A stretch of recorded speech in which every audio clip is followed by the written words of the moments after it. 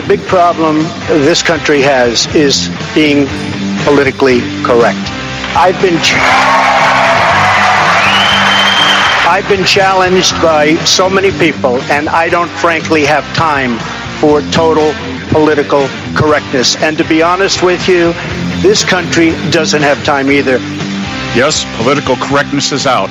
American exceptionalism is back, ready to re-empower our republic as one nation under God by restoring our unalienable rights of life, liberty, and the pursuit of happiness.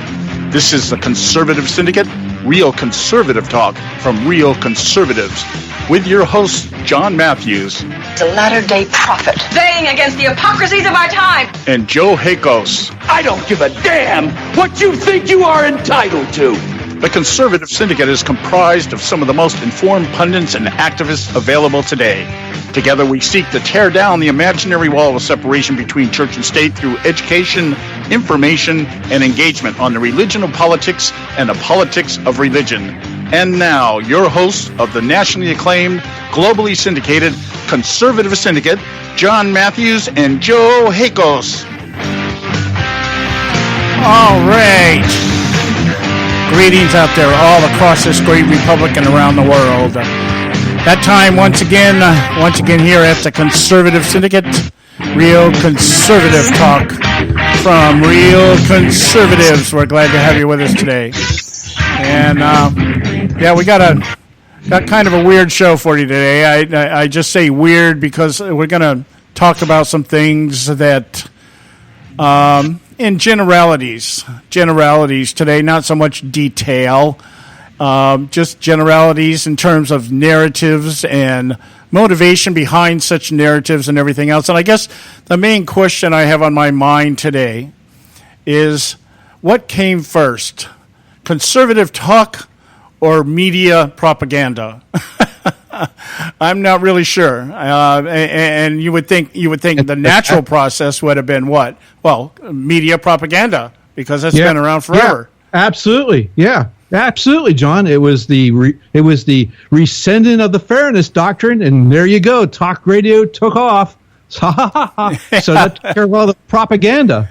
And it's interesting. We're going to talk a little bit today about the interview that took place, I guess, over the weekend on Sean Hannity's show with Ted Koppel. And, Ted Koppel's one of those guys. He's in the iconic stratosphere of the media. He's just because he's been around forever. He's a day older than dirt now. He's an old man, which means he gets to act like an old man, means he gets to go in the air and say anything he wants to and doesn't have to fear any retribution or any kickback or anything like that. Kind of like David Letterman. I've seen David Letterman out on the airways every now and then. He shows up. He's got a beard. Looks kind of like Moses now. I mean, the beard's about the middle of his chest. You would almost, if he takes off his glasses and maybe dyes his hair, you'd think he's an Islamic radical jihadist, But he gets to go on the air now and just say whatever the hell he wants, and he doesn't have to worry about political correctness. He doesn't have to worry about how stupid he sounds or anything else. He just gets, you have that's a liberty. You put in, you earn your bones, and when you get old, nobody's gonna, say anything bad about what it is you say. But it got me to thinking. The liberal narratives and agenda is really what created conservative talk. And the fact that conservative talk has become so effective in educating the American public, for those who care to be educated, to educating the American public as to what's going on and being able to expose things that otherwise probably would never be exposed. I mean, if it wasn't for conservative radio, would we ever have found out that the Republican establishment is just like the Democrats? I mean, probably not, And so I just got to thinking about this. And then I put it in context with statements made by Hillary Clinton about 4 or 5 years ago, when she was talking about Al Jazeera radio or news, the news that was on Al Jazeera. And she had made some comment about how it was really a news station because they influence people. Now, there's the blend. There's the merge. There's exactly what Ted Koppel's talking about, is that news and commentary have merged together in such a way that you really can't tell the difference between one and the other anymore. Now, I happen to believe that it's intentional. I believe what happened was once the conservative talk began to come out and began to really affect mainstream thinking, that the left had to figure out, how do we deal with that?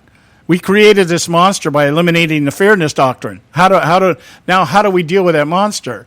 Well, we simply use what's being said to further our narrative, and we call what we do news, and we call what they do propaganda. And it's actually, honestly speaking, it's propaganda on both sides. I have no problem being labeled a propagandist because my views are biased. I've never hid the fact that we talk on this show based on our views, and our views are biased. We are extremely conservative in our bias. And I have no problem with people accusing me of that. In no way, though, do I go out and try to project myself as an objective journalist using my ideologies and my thoughts to present them as facts. And that's really what Ted Koppel was alluding to, is that conservatives today, we're so hell-bent on ideology that we just can't see the facts. We can't see the forest for the trees. And I'm just, when I heard that, that's what kind of inspired me to say, hey, let's talk about this today. Because I don't see any facts on the left either, except what they conjure up within their own paradigm of ideology and try to present it as fact. We don't present conservatism as a fact. It's a philosophy. It's an ideology. In some degree, it's even a theology. Yeah, but the thing is, John, we'll use facts to back it up. Yeah, well, that's how we present. We present the ideology. This is the principle. This is the principle. Now, this is what's going on. This is contrary to the principle. I'm not saying that liberalism is a major sin if somebody happens to believe that collectivism is the answer to all things. I just happen to think you're dead wrong. Okay? And, you're entitled to believe that if you want. But don't present it to me like it's fact. Okay? The temperature in this country has raised 1/10 of 100th degree in the past 40 years. Therefore, man-made climate change is responsible. That is not a fact. Okay? But you want to present it as a fact because that's what you believe. That's your ideology dictates that. But then I turn around and say, I don't believe that. And you say, well, you're just so stuck on your ideology, you're so anti-climate change that you want to ignore the facts. What facts?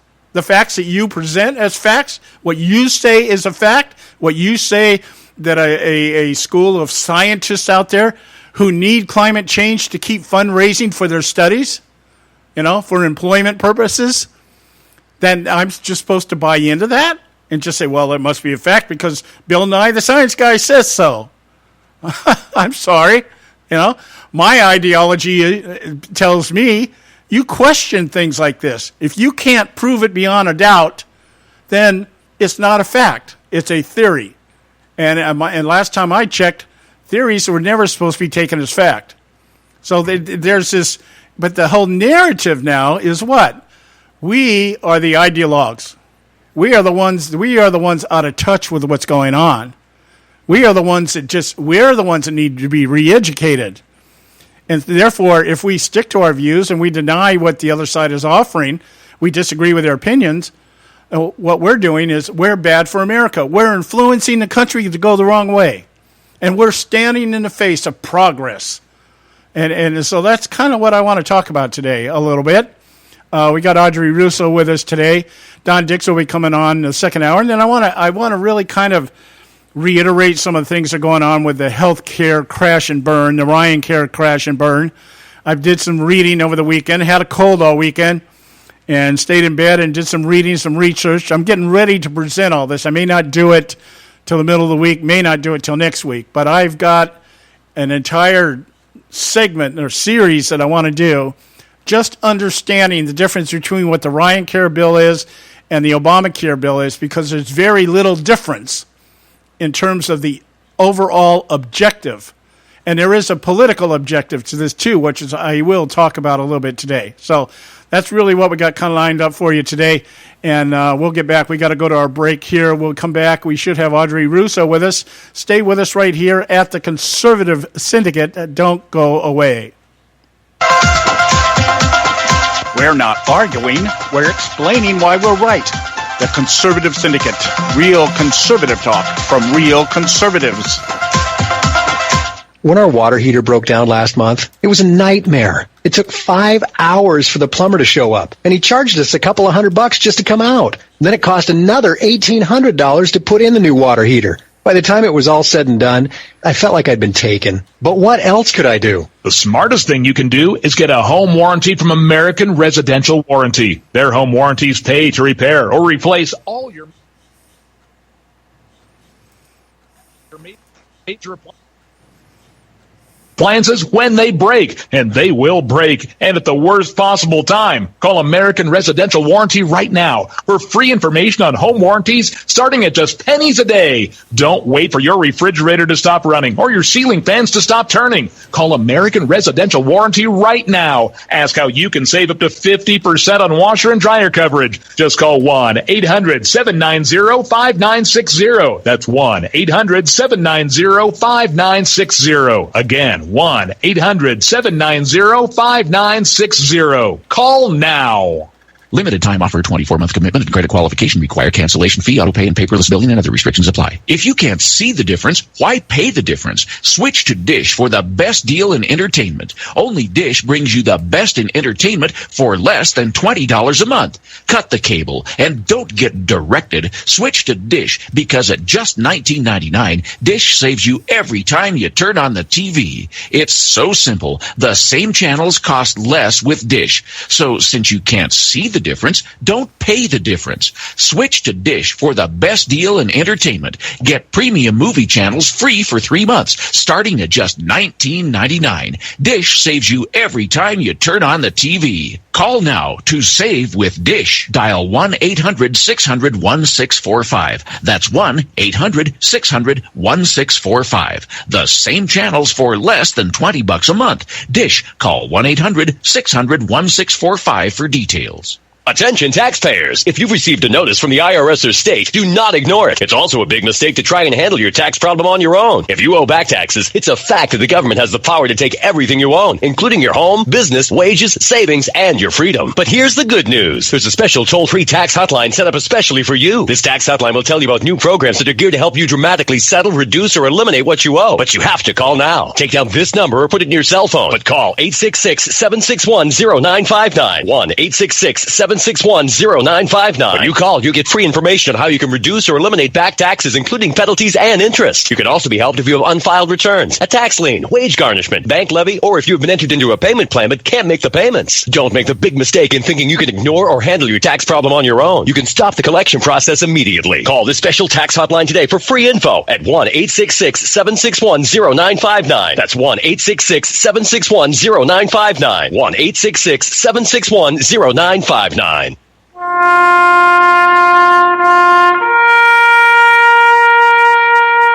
Read something recently worth thinking about. It's the soldier, not the campus organizer, who's given us freedom to demonstrate. It's the soldier, not the reporter, who's given us freedom of the press. It's the soldier, not the poet, who's given us freedom of speech. It's the soldier who serves under the flag, who defends the protesters' right to burn the flag. Isn't it time now to demonstrate that we support our troops? Were it not for the brave, there'd be no land of the free. Fred Thompson's message was brought to you by citizensunited.org.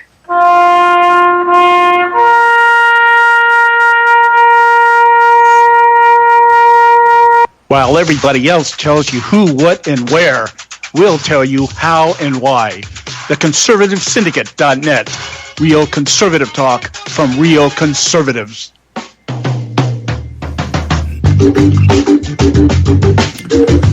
Okay, hey, we're back and we're ready to kick it into gear today. And just a little bit of a disclaimer here before we start our conversation today. If my voice goes kind of weird on you or you hear coughing and I can't avoid it, just forgive me. Still fighting off a cold here. I'm in the last strains of it, but it's the congestion's kind of kicking my butt. So Just bear with me here if I just sound a little weird today.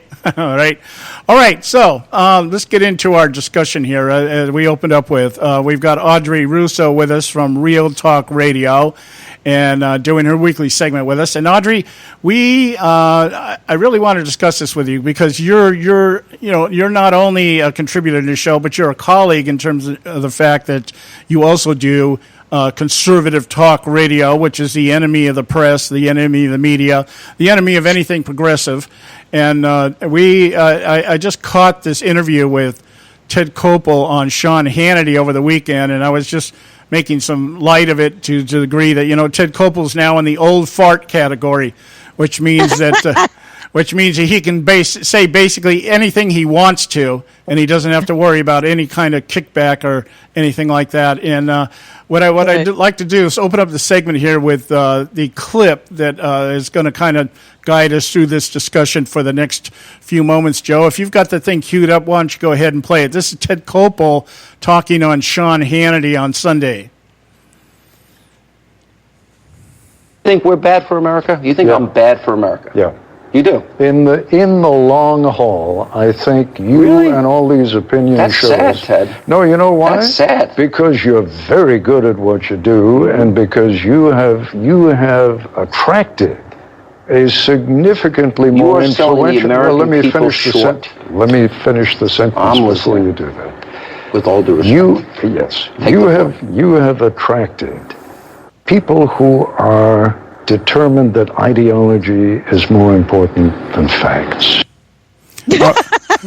Okay, so we're guided by our we're ideologues. We're guided by our what do you want to call it? Our ideological frenzy. We're zealots for our ideology, and therefore that blinds us to the facts.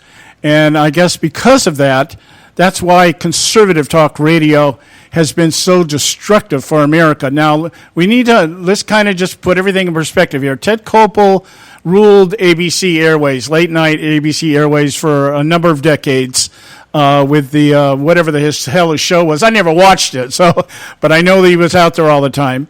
And I guess the idea is that when you get to a certain age, and then especially once you retire, per se, that you get to become you're elevated into the iconic stratosphere of media, and therefore everything you said is taken like divine revelation. I mean, you can say or do no wrong. And so Joe and I were just talking. We were saying, well, is it that the media created conservative radio by their narrative, or once the conservative radio came into existence, did that create the narrative for the left? Did you understand the phrasing of that, Audrey? It's kind of like what came first, the chicken or the egg? The egg. Conservative radio was the response of the people that were fed up with what they recognized as propaganda after a while from the left. That's why conservative radio came into being. That was the voice of the people. Yeah, that's the short answer. Okay, now the thinking behind it. Here we know that. Like I'll give you this example. Let's kind of keep it within some kind of simplistic plane of discussion here.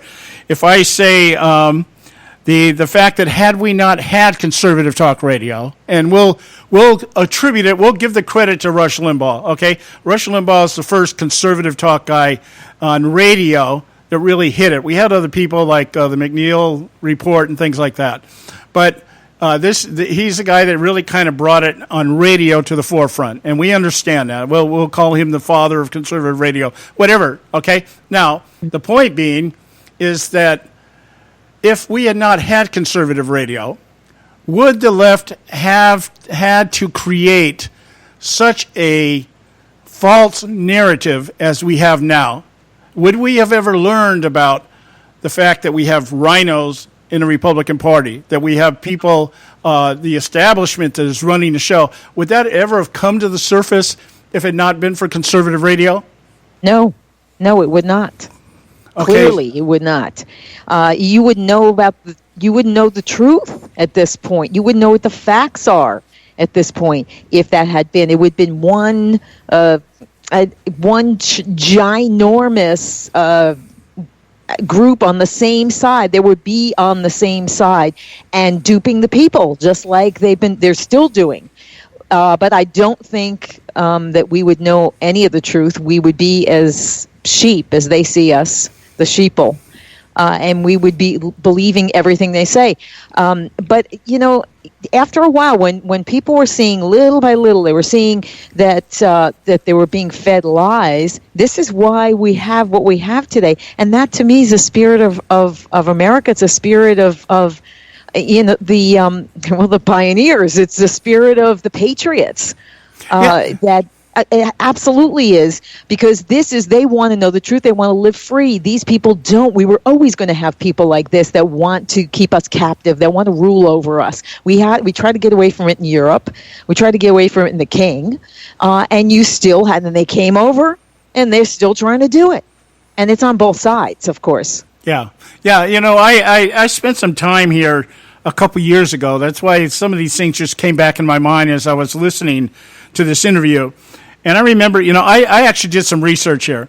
And there was a day, let's say, I'm going to say Civil War era, okay, from the Civil War era to the Roosevelt administration. Mm-hmm. The media, per se, was really more conservative in their views than they are today. They were a little bit more, certainly more objective in terms of presenting both sides of the political arguments and the issues and stuff like that. And then we had FDR comes into existence with the New Deal, and all of a sudden, he stacks the Supreme Court, things like that, and we start seeing this shift. And then comes along John Kennedy. And I think John Kennedy was really the beginning of the idea that the left wanted to present a narrative outside of what it normally was represented. Because I remember Barry Goldwater stating in a conversation one time that he felt that in his day, he was talking in context of his day when he was actually a senator, that there was really very little difference between the Republican Party and the Democrat Party. That they had little differences in how they wanted to do things, but when it came to things like national security and things like that, the economy, everybody was pretty much in agreement. Right. You could define communism a different way, but we all knew there was communism. We all knew that was important. And so somewhere around the Kennedy era, and probably more into the LBJ era, the media shifted from being a very objective, rather conservative medium to beginning to put out the narrative, what we call the narrative today, that collectivism is the name of the game. Collectivism is the way to utopia.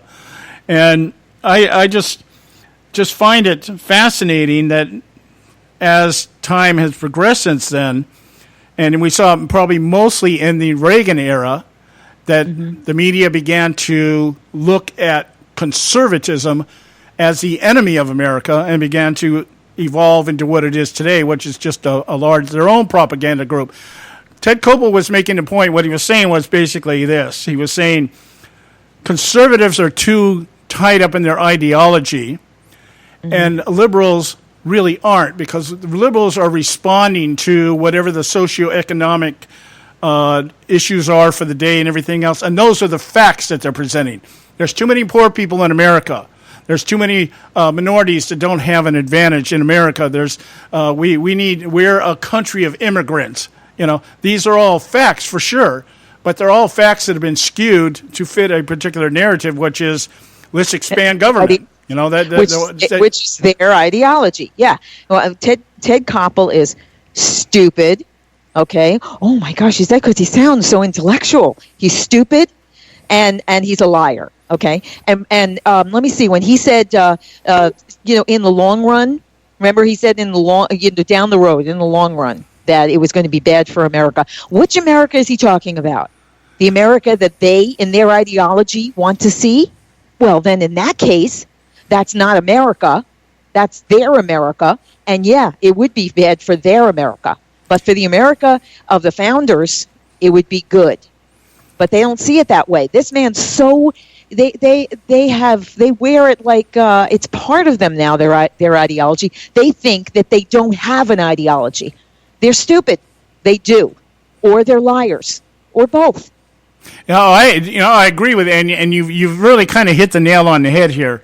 Where I was actually going here is that what we're hearing today is that there are two different Americas.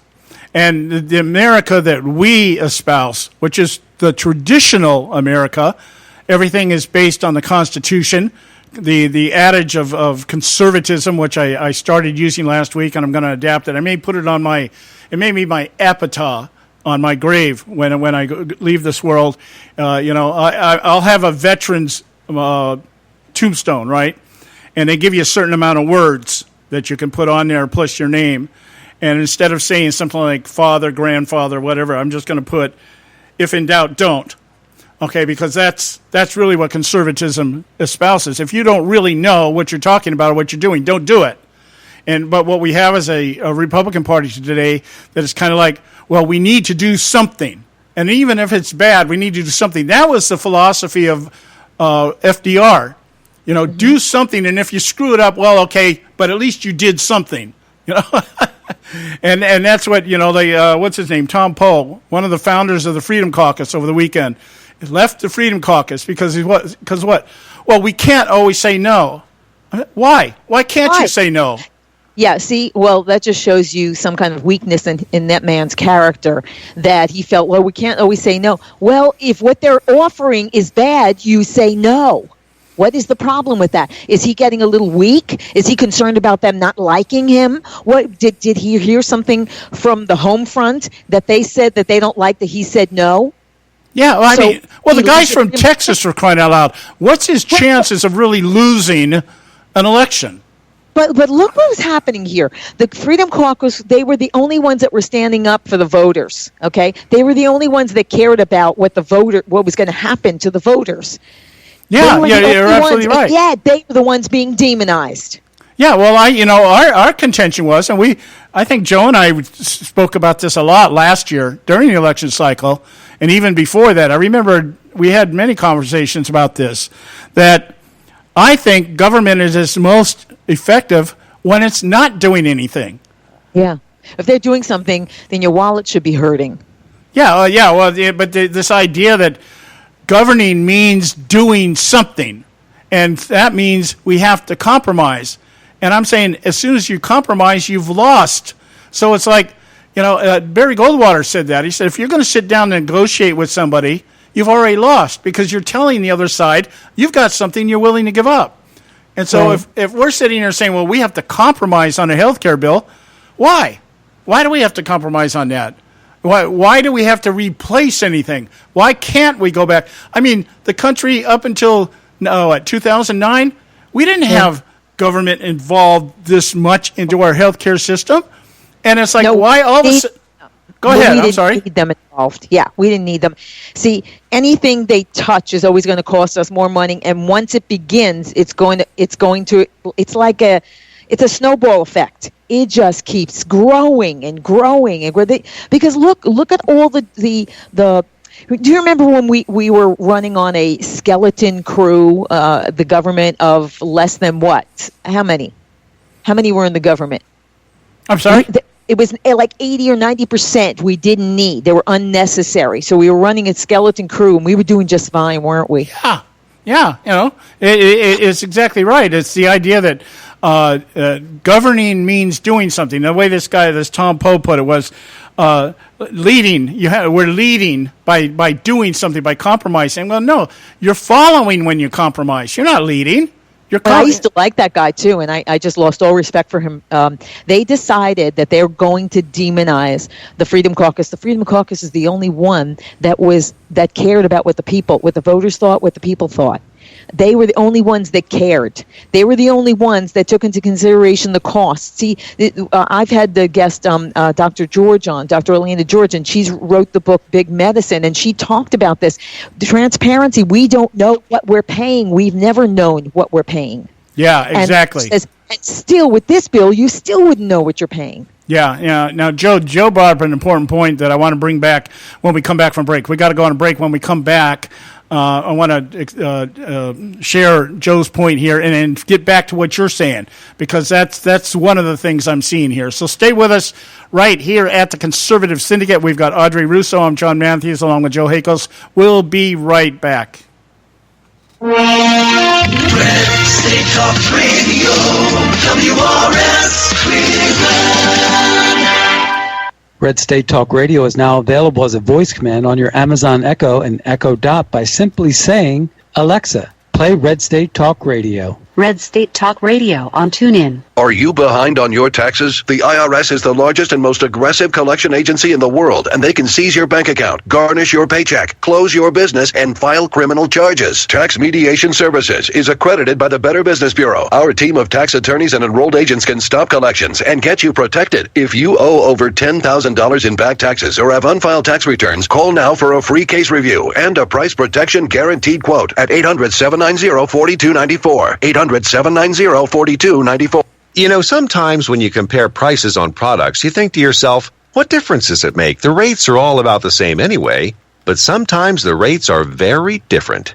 Let me give you an example where there's a huge difference in pricing between companies. Vehicle protection plans. Look, if your car is 4 years or older, having a vehicle protection plan is a no-brainer. The trick is not to overpay for it. Here are the facts. The average price of a vehicle protection plan is $2,800, while the price of a TOCO warranty vehicle protection plan for most vehicles is just $1,500. The average down payment on a vehicle protection plan is $299. With TOCO warranty, there's no down payment. The average monthly payment on a vehicle protection plan is more than $160 a month. With TOCO, the average monthly payment is just $49. To get a highly rated vehicle protection plan at a great low rate, call TOCO Warranty at 1-800-987-1519. That's 1-800-987-1519. Terms and conditions apply. Hey, this is Leonora Cravota from Red State Talk Radio for MyPillow. I used to have trouble sleeping. MyPillow changed all that. I now fall asleep within moments of my head touching my pillow. That's how comfortable MyPillow is with its patented interlocking fill. MyPillow stays cool and does not go flat. Plus, it's machine washable and dryable. MyPillow has a 10-year warranty and a 60-day comfort guarantee. MyPillow is also the official pillow of the National Sleep Foundation, and it's made right here in the USA. MyPillow is now offering Red State Talk Radio listeners a 4-pack special with 2 premium standard or queen pillows and 2 go anywhere pillows. That's 4 pillows for the price of 1. To take advantage of this special offer, call 1-800-961-9194 and ask for promo code RedState. That's 1-800-961-9194, promo code RedState. Put sleepless nights behind you with MyPillow, the most comfortable pillow you will ever own. For the best night's sleep in the whole wide world, visit MyPillow.com. If you've got joint pain, let me ask you a question. Would you like a high-quality knee, back, shoulder, or ankle brace at little or no cost? Now, just in case your reception isn't great, let me ask you again. Would you like a pain-relieving knee, back, shoulder, or ankle brace at little or no cost? Well, if you have Medicare insurance, you could qualify for these pain-relieving braces at little or no cost. And these are high-quality braces. They are very comfortable, and they've helped thousands relieve their pain. Now, I'd like you to imagine going on vacation, playing with your grandkids, just living your life again without pain. The Mobility Hotline is a referral service that connects folks with Medicare coverage and other insurance to accredited companies offering pain-relieving braces at little or no cost. And don't you worry about the Medicare paperwork. They'll handle it all for you. And they'll deliver your braces for free. Call the Mobility Hotline now. The call's free. 1-800-557-6150. 1-800-557-6150. 1-800-557-6150. Are you struggling with addiction or alcohol problems? If you're depressed, drinking, and using drugs, you may need help, and your insurance may offer coverage. I knew I could get myself out of this. I just needed some hope and some help. I took the first step to recovery when I made the call. Call the Addiction, Hope, and Helpline now for a free assessment with someone who cares. Call 800-518-1573, 800-518-1573. 800-518-1573. I feel like I'm losing control. I'm afraid I'll lose my job or even my family. Call now for hope and help with proven, gentle recovery programs. I never thought that I could be somebody who didn't drink and use drugs. I'm in recovery, getting the help I need. Call the Addiction Hope and Helpline now for a free assessment with someone who cares. Call 800-518-1573. 800-518-1573. Red State Talk Radio. Real radio for real Americans. I don't give a damn what you think you are entitled to. We're not arguing. We're explaining why we're right. The Conservative Syndicate, where right is never wrong.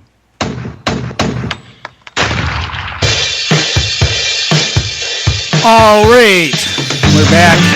This is the Conservative Syndicate, real conservative talk from real conservatives, and we're glad to have you with us today. And we've got Audrey Russo with us from Real Talk Radio. Does her show on Thursdays, 6 p.m. out there in the East Coast to be 6, is it 6? Yeah, it's 8 p.m., I'm sorry. 8 p.m. out in the East Coast. Am I right, Audrey? You mean right now? Oh, I'm lost in the time zone. Daylight saving times, it's like I'm completely discombobulated again in time zones. Right now it's 6:36 in New York. Well, I know that you're on at 8 o'clock on the East, right? 8 p.m. Okay, all right, Eastern yeah, because I just knew 6 o'clock was wrong as I said it, because that puts you in competition with us. And that I know that doesn't work that way. So, 8 o'clock out in the East Coast, AudreyRusso.com. You want to check her show out every Thursday. Now, look, back to our discussion here. And, Audrey, you hit on a very important point here, probably the key to the whole discussion about whether or not conservatism is bad for America. That's a claim by Ted Koppel. When he was on Sean Hannity over the weekend. And I guess the reason we're bad for America is that we kind of interrupted the flow of the globalists and the establishments, and on both sides of the political aisle. Conservatism kind of rocked that boat. It's led to the creation of the Trump phenomenon, which has really rocked everybody's boat. And so now the idea here is that we've got the left is going into massive DEFCON 1, and now we've got to do something to stop this, and we've got to try to recapture, the ability to lie the American people on a regular basis, and they just buy it. And that's probably not going to happen. I doubt it's going to happen, at least not while I'm breathing. But but the narrative here is that we've gone from there never really was, I guess, per se, a hardcore leftist narrative. And the reason I say that is because I think Norman Thomas back in 1948 coined the phrase, and he did it so well. And up until conservative radio hit the airways, this pretty much was coming to pass, and that is that American people would never openly accept socialism.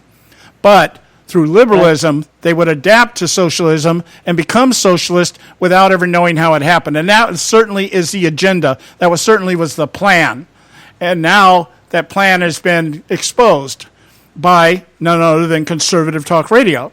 So, you agree with me there, right? What? Yeah, absolutely. Okay. This is, a great one great author and a friend of mine is Trevor Loudon. You can check out his work.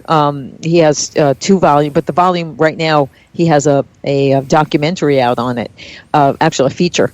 So I would check that out because it's The Enemies Within. That talks about what we have right now in Congress, the communists that we have in there. This is not some kind of joke. This is serious. And they figured exactly what you said. We would not accept socialism, because socialism is just a stepping stone to communism, because eventually socialism, you run out of the money, then the iron fist comes. So socialism is the same as communism. It's just communism light, and it leads you right into communism. This is their world. This is their ideology, but it's not even 2 Americas. It's not America. Their ideology does not match up with anything that is America, that the founders started.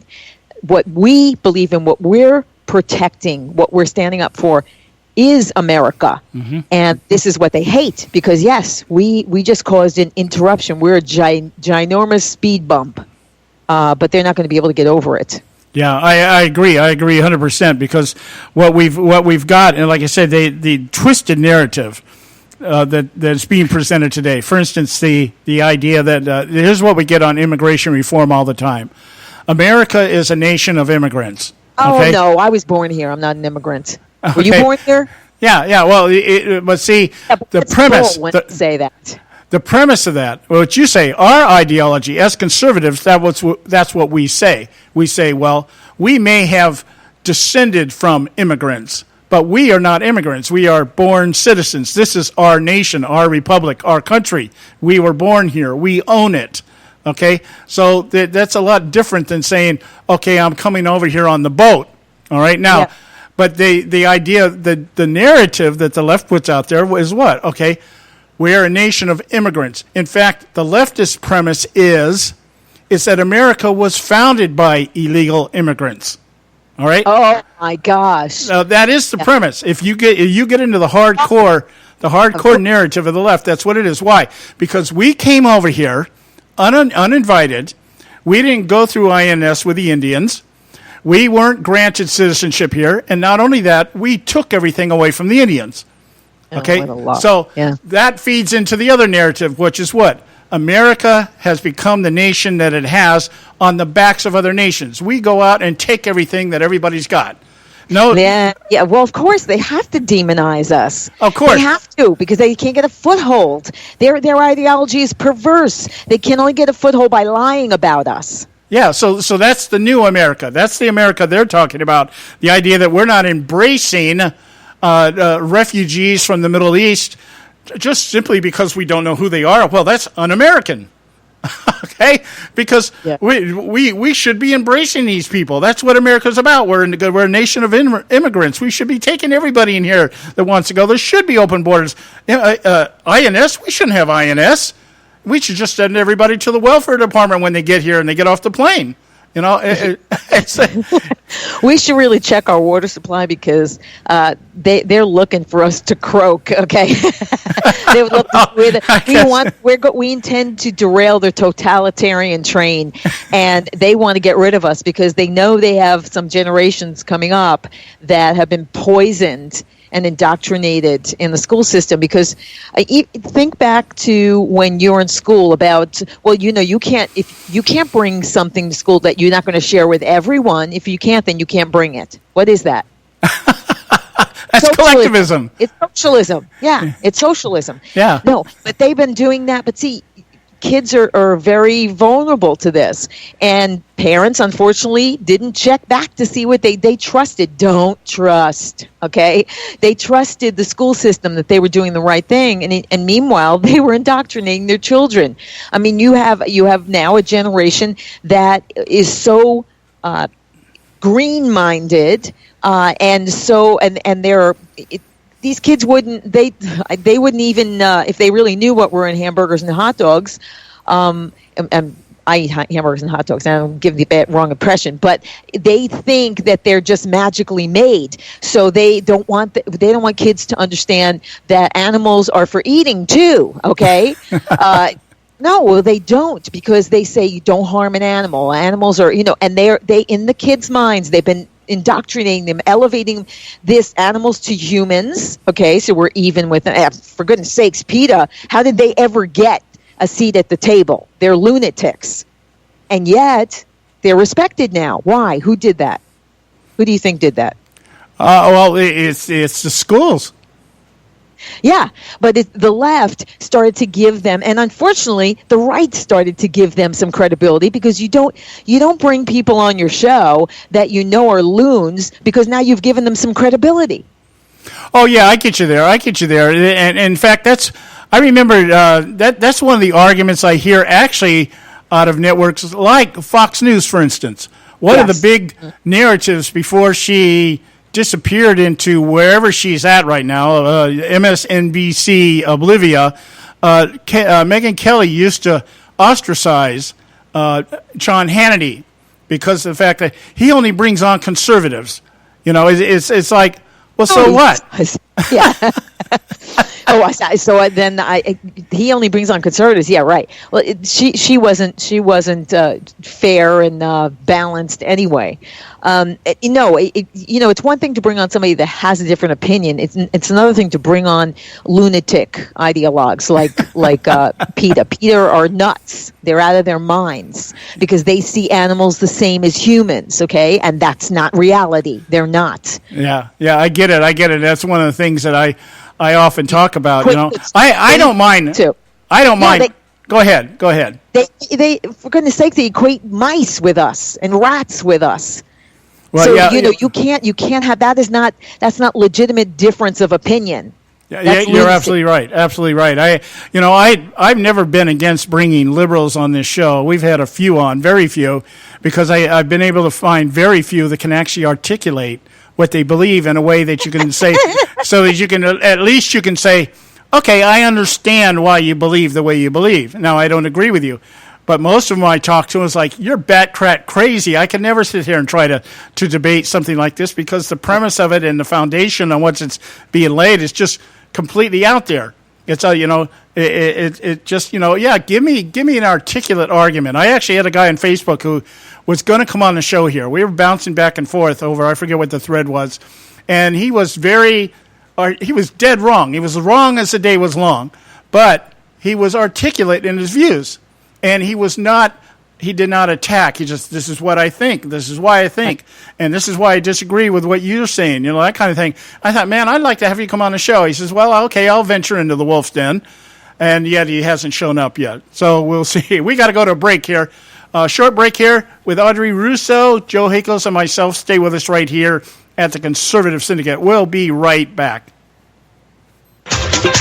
There is an old saying, children should be seen but not heard. At no time is this more apparent than when politicians speak. TheConservativeSyndicate.net, the adult in the room.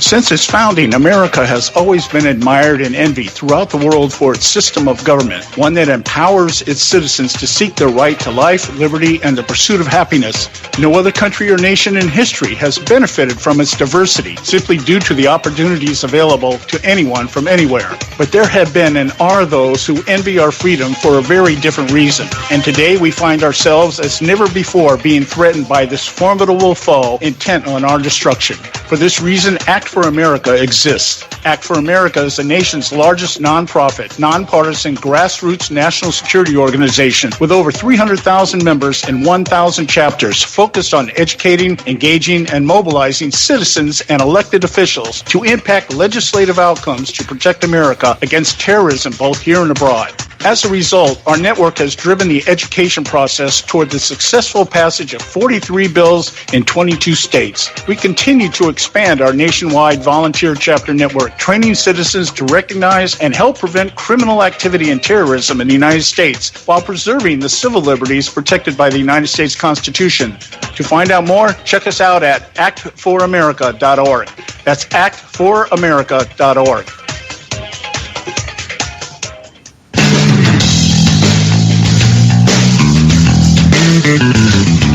History affirms a vibrant civil society thrives on freedom of conscience, religion, and choice. Any society absent these qualities stifles individual responsibility and accountability, thus enslaving its people by denying them the potential for goodness, creativity, and altruism. To that extent, oppression, coercion, and totalitarianism are multiplied exponentially. To counter such outcomes, the American Freedom Alliance was formed. The AFA is a nonpartisan, non-aligned movement which promotes, defends, and upholds Western values and ideals. The Alliance strives to build an international coalition of citizens of the West who together promote and protect moral values, democracy, and freedom. To find out more and become part of this valuable asset in the preservation of freedom and all its rewards, contact us at AmericanFreedomAlliance.org. That's AmericanFreedomAlliance.org. Let freedom ring. Middle America doesn't have an anger problem. It's got an idiot problem. The Conservative Syndicate, doing our part to eradicate the disease of idiocracy.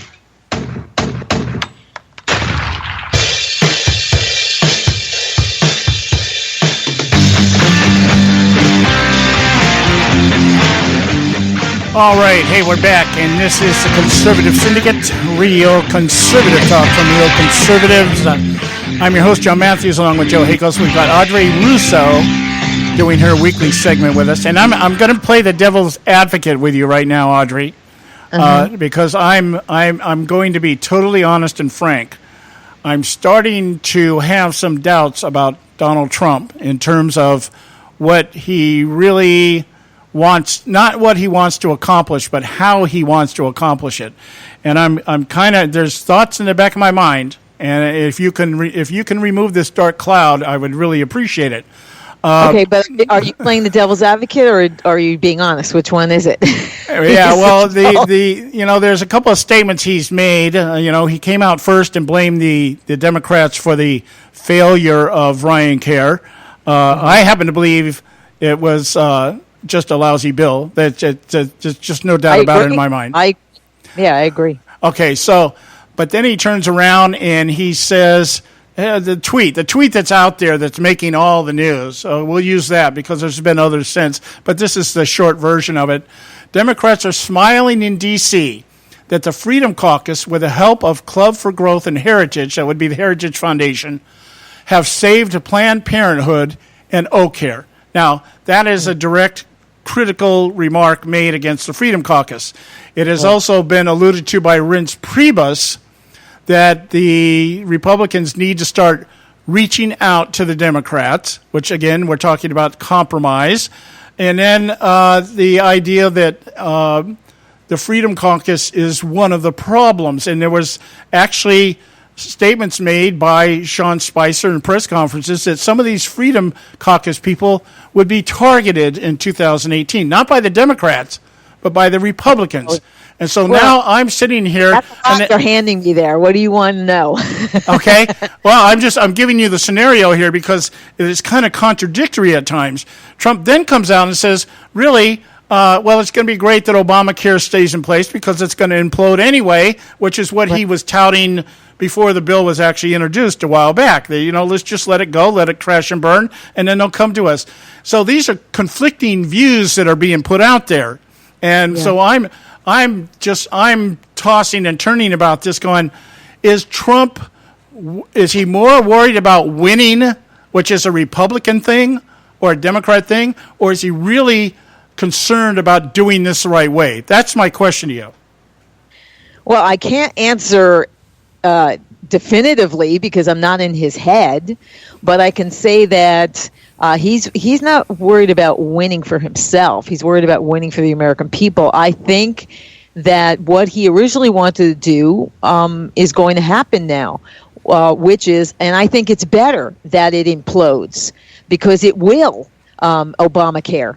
I think that by putting, where he's saying he was trying to protect the American people, well, you know what? Let it implode because it's going to implode and explode all over the Democrats. It was their bill. We had nothing to do with it. And already you had another bill go forth to repeal Obamacare. A simple, I think it was one sentence bill to repeal Obamacare. Repeal it that way. Don't start to take some of what is Obamacare. And what they did, and it was, Louis Gohmert had said that it looked like first of all, it was done in secret, which is exactly what the Democrats did. That was number one. Number two, he said it looked like it was written by the insurance companies, which, let me guess, it probably was. That's why it was done in secret. So this was a bad bill. It should not have passed. I was a little disappointed that, and I think it was because Ryan told him that there were the votes for it, and he was lying. And I think that Ryan, who never renounced what he said about Trump before the election, he never renounced it. So I think he's an enemy within. He's one of the fifth column in the Congress. I think that he did that to make Trump look bad. Okay, now, given that, let me interrupt you there. Given that, because Joe's contention is the same thing. Reince Priebus is probably one of the big operatives inside the Trump administration. Either Trump doesn't know it or he's choosing to ignore it. But my point is, just based on everything you said, why would Trump have supported this thing to begin with? Why would he have? I don't, like I said, I don't know what he knew about the bill. I think that he was going on what Ryan had told him, and Ryan's a liar. Well, that's not cool. That's not the way to do things. No, of course not. But this was he took the wrong advice, in my opinion, from Ryan to make this first. This was a bad thing to do first. You should have done taxes first because guess what? April 15th is coming, and that would have been something that really would have given some relief to the American people to know that after they're paying their taxes next time, it's going to be better. That would have been first. Second should be immigration. This shouldn't have been the first thing on the docket. But this was Ryan that suggested this. Yeah, you know what? He is one piece of work, and I hope that Wisconsin, again, is setting up who is going to oppose him in the primaries in 2018. Well, here's the deal. If this is the way, if we look at this thing, we've been able to track a couple of mistakes that Trump has made even before he actually stepped into office. Putting Chris Christie in charge of his transition team was a major mistake.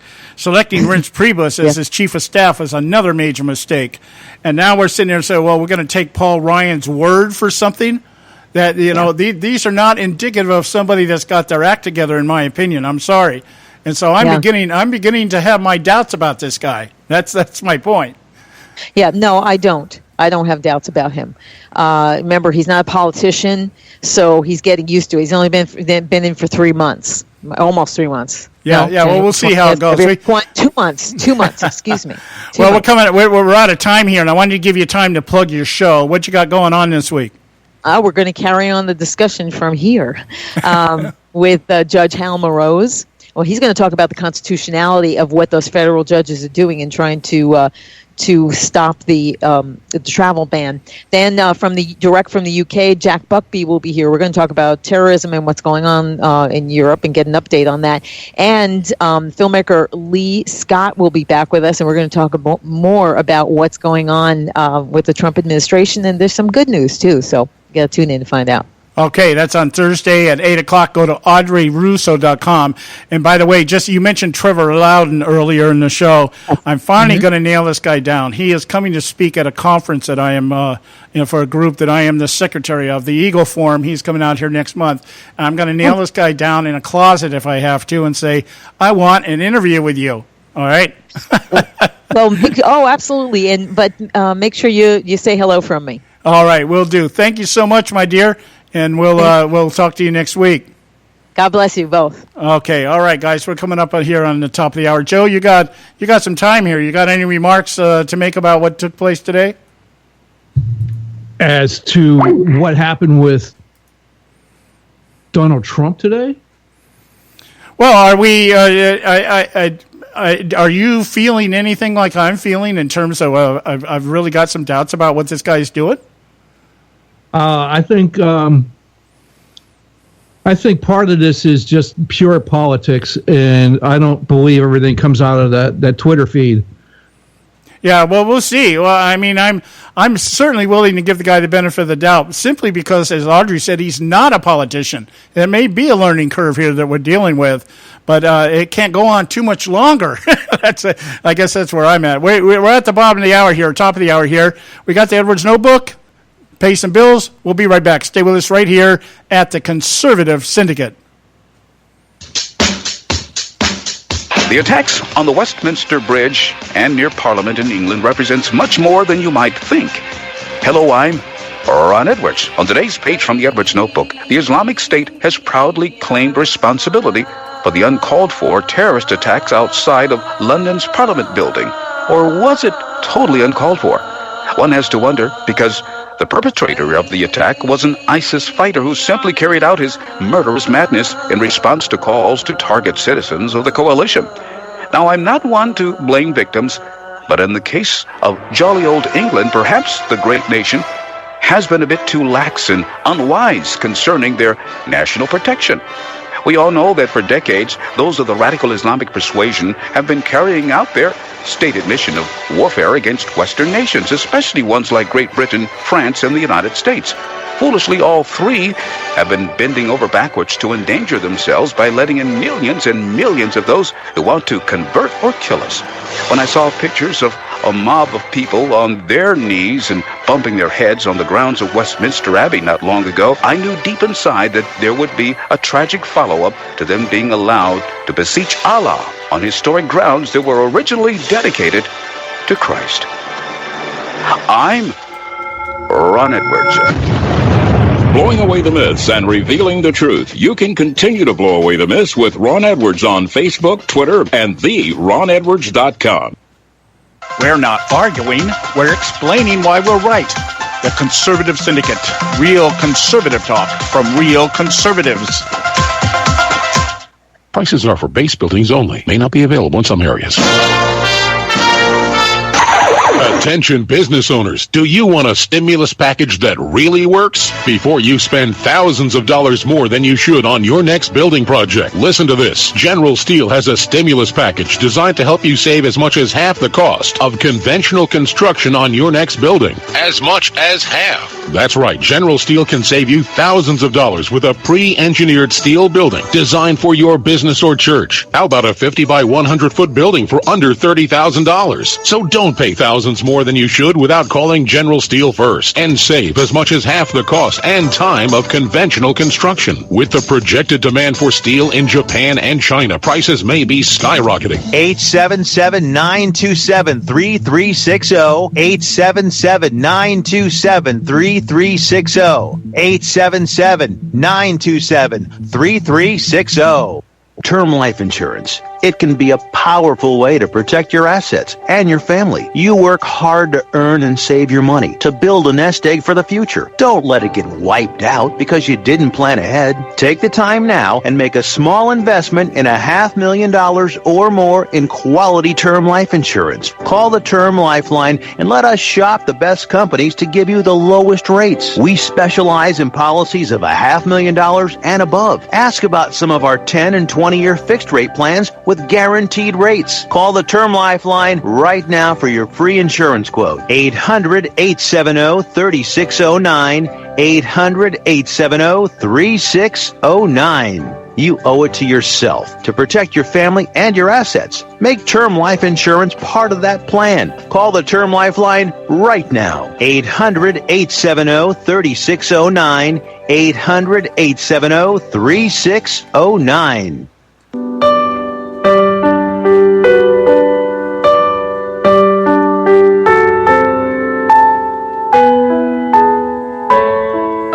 Hey folks, John Matthews here from the nationally acclaimed, globally syndicated, the Conservative Syndicate.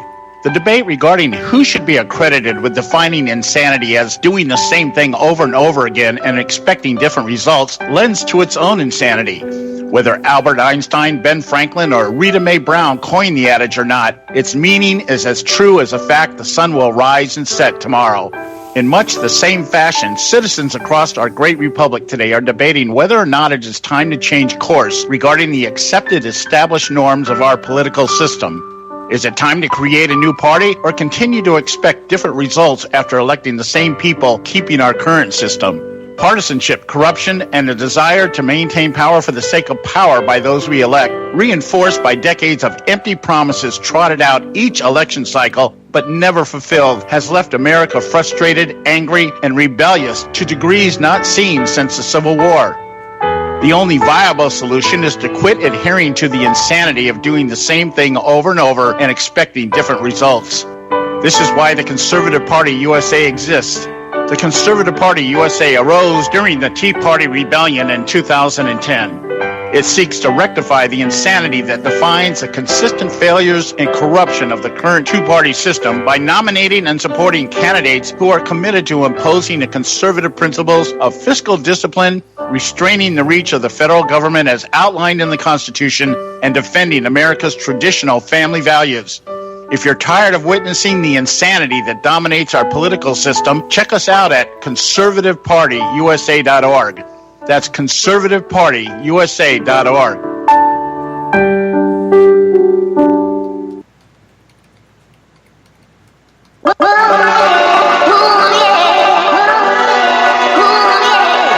You can catch all our archives at theconservativesyndicate.net. The Conservative Syndicate. Real conservative talk from real conservatives.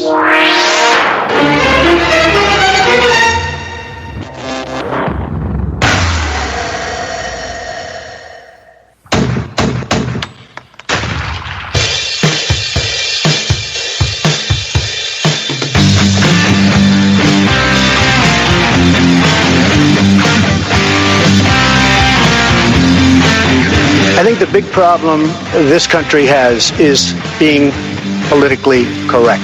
I've been challenged by so many people, and I don't frankly have time for total political correctness. And to be honest with you, this country doesn't have time either. Yes, political correctness is out.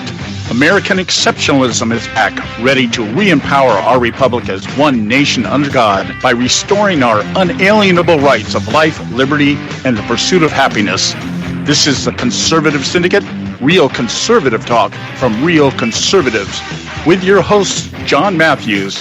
The latter-day prophet, baying against the hypocrisies of our time. And Joe Hakos. I don't give a damn what you think you are entitled to. The Conservative Syndicate is comprised of some of the most informed pundits and activists available today. Together we seek to tear down the imaginary wall of separation between church and state through education, information, and engagement on the religion of politics and the politics of religion. And now, your hosts of the nationally acclaimed, globally syndicated Conservative Syndicate, John Matthews and Joe Hakos. All right, hey, we're back, and this is the Conservative Syndicate, real conservative talk from real conservatives. I'm your host, John Matthews, along with Joe Hakos, and I hope you got something out of that interview or the contribution, the contributor, Audrey Russo, with us last hour here, because there's actually a couple of things that it kind of all ties into the same thought process that's going through my head today, and that is the idea of it revolves around Ted Koppel's statement that conservative talk radio or conservative media is responsible for almost everything that's wrong with America today, and we're just continuing to tear the country apart with our divisive rhetoric and our ideological zeal for everything contrary or against what the leftists have been trying to do in this country. I would imagine since the foundation of the country, since we were first established, we know historically there are a lot of people that didn't want a republic, that really wanted more of a nationalist type of government. George Washington among them, by the way. And then we had the imperialists like John Adams, who wanted a king. And then we had Jefferson, probably the first real Republican, which believed that the states... the sovereignty of the states was utmost. That was the way it was supposed to be. So with very, very pure ideological differences between our founding fathers and framers of our Constitution and our Declaration of Independence. But they were able to come together and decide and realize that the best way for governing by the people, for the people, and of the people was through the concept of a republic. That is civil society, that individuals elect people to represent their interests, and that the country is governed as so, based on the Constitution. Well, what we've had over the last, especially the last 60, 70 years, maybe even longer, I guess we could really go back, if we really wanted to, we could go back to Woodrow Wilson, who was our first career politician, by the way, had a degree in political science, and wanted to basically turn us into a globalist union with some of the other nations of the world. That would bring about world peace, yada, yada, yada. So anyway, along that line, I guess I hope the narrative that what we talked about last hour, there wasn't a whole lot of the word keeps.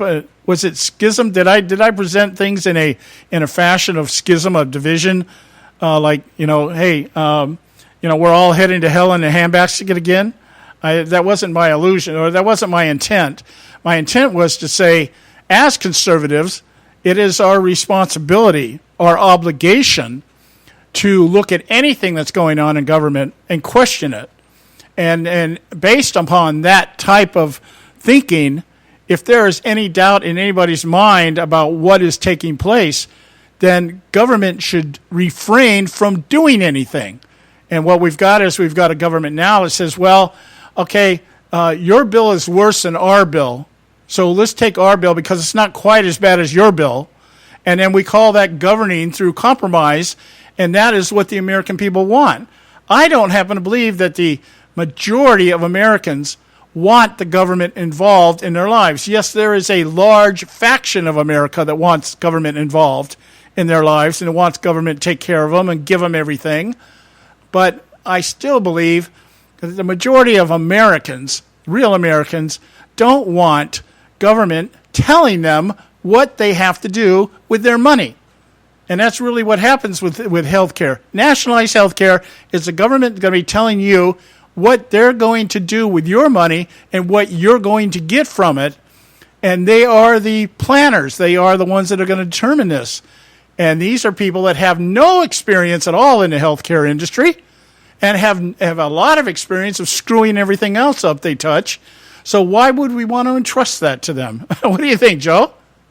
I think absolutely. Why would you want the government and trust the government doing it? Look at government. The government is running our educational system. And I don't care what people say. We've spent so much money. We ought to have floating brains running the world right now with the amount of money we spent on our educational system. But yet we got people out there that can't even tell you what day of the week it is. Oh, I know. Well, that was one of the things. I'm glad you brought that up, Joe. I'm glad you said exactly what you said here. I was looking at, there's an article here written by a guy named Paul Farhi. And I forget where he came out of here. I think this was out of, I don't know. I'd have to look it up. It might have been somebody like the Business Insider. His contention is, he was defending Ted Koppel. And his contention is that people don't understand the difference between the editorial page and the front page between a commentator or a pundit. And so, therefore, having something like conservative talk radio, or even something like MSNBC, he makes the comparison.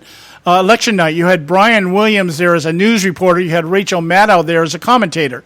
He said by doing this, the average American doesn't even understand who's telling the truth. See, I get sick and tired of people saying things like, Americans just don't get it. We're not smart enough to understand any of this stuff. If that was the case, we wouldn't have conservative radio because we'd all be just as dumb as the liberals. Does that make sense? Oh yeah, conservative radio would never. It would die. It would just wither away and die. You know what? If you want to see what these people really want, I think basically right now, let's just send it and just do a government paid for. I'll use my tax dollars to send them there. Send them to Venezuela right now. Send it to Venezuela. I mean, there's a documentary out there with a guy out there in the middle of the night in the city, and he's out there with a stick. He's hungry, and he's hunting rats and pigeons and anything else he could hit with a stick because he's hungry. That's socialism. Right. That's what brings you to that. And is the high and mighty government there? No. They're having fun. They're eating whatever they want. But what happened there? Venezuelans did that to themselves. They voted for it. That's what you're going to have. Go ahead and vote for that. I often point to what I see over in the Philippines. I see this firsthand when I'm over there. What democratic socialism actually looks like and how it functions. And I'm telling you, people, it's not a good thing. It is not a good thing.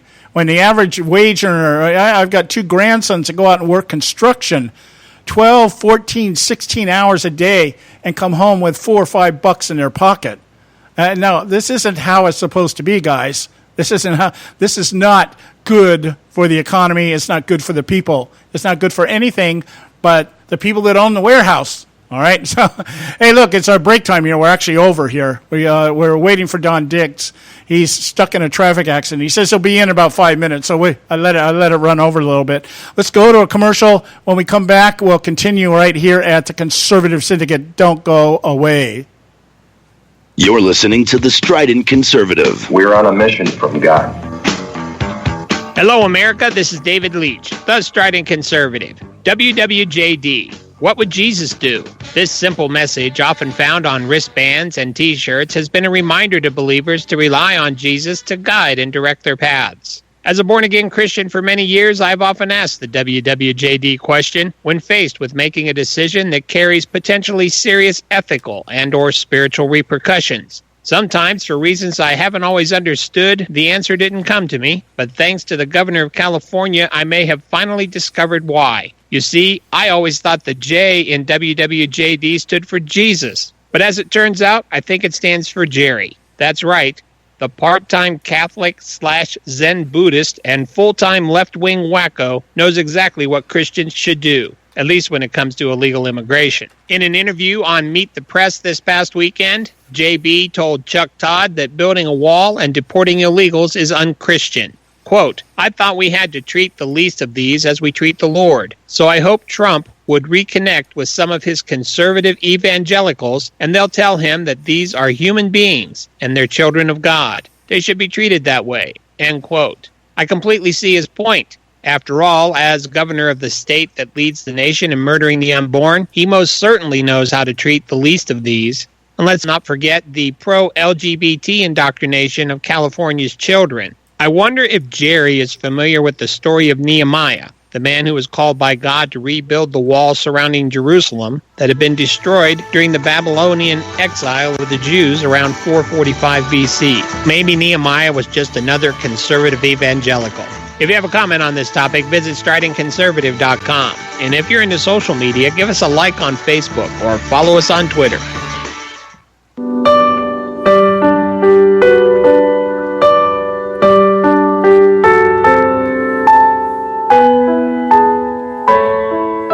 Hey folks, John Matthews here from the nationally acclaimed, globally syndicated, the Conservative Syndicate.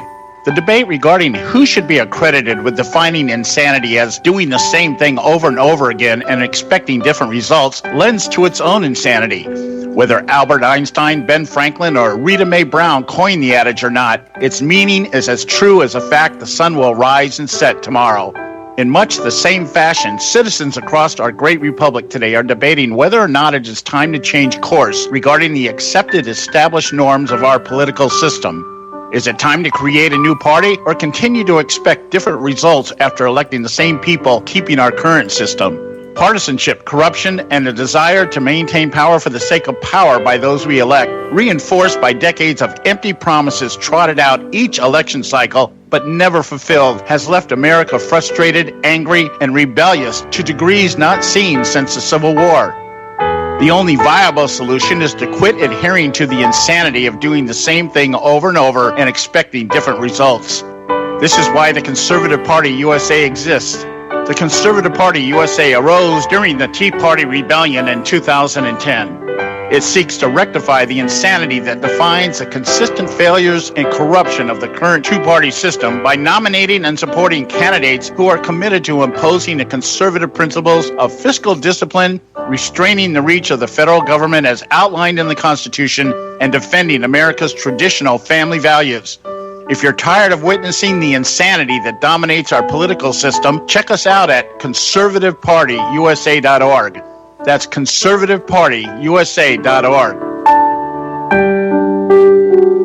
Am I not speaking English? TheConservativeSyndicate.net, where we speak only one language, American. All right. Hey, we're back, and this is the Conservative Syndicate, real conservative talk from Real Conservatives. I'm your host, John Matthews, along with Joe Hakos, and we should have Don Dix with us. Are you there, Don? I am. Do you copy? All right. Glad you made it. Glad you made it in here, man. Isn't it great driving freeways in California in rush hour?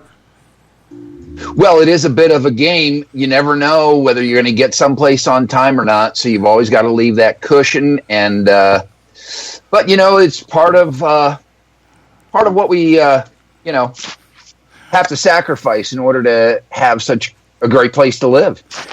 Yeah. Well, I wish there were more protests by illegal immigrants, because whenever they're protesting, the freeways are always clear. And then there's that, John, and then there's that. Yes.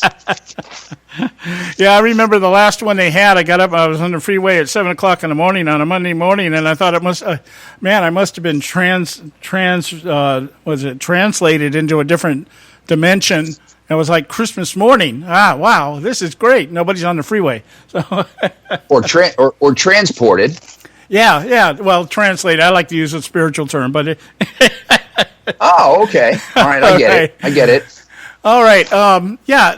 Before we get into the discussion we've been carrying on here about the interview that took place with Ted Koppel and Sean Hannity over the weekend as to whether or not conservative talk radio is bad for America. That was the statement that was made by Ted Koppel because we're too good at what we do. And so what we've done is we've attracted ideologues, zealots that are hooked on their ideology.